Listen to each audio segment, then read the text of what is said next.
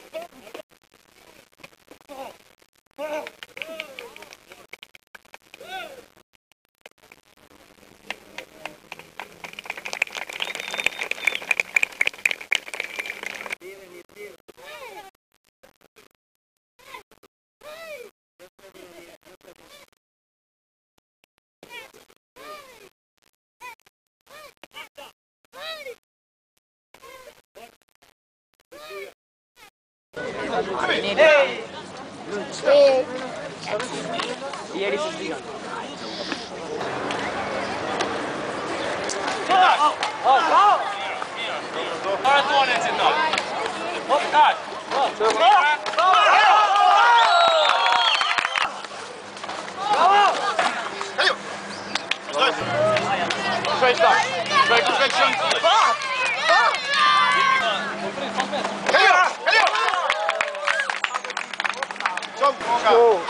Campionato Bova invece è notato.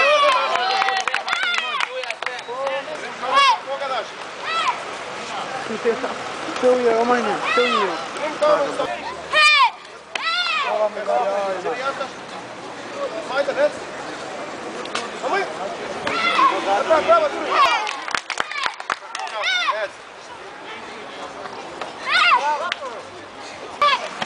Bravo! Çagi, bravo.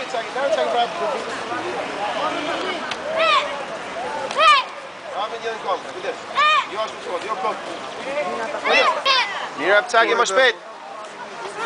Me 90 ai ngjeles 99. Betolja, jo Po mirë po. as 2. Sa do dini të Kujdes to. Po si krahas.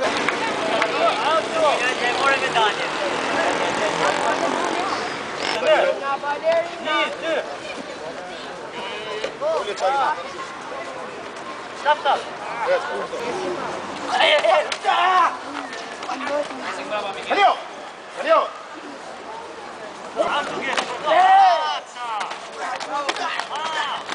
Duja.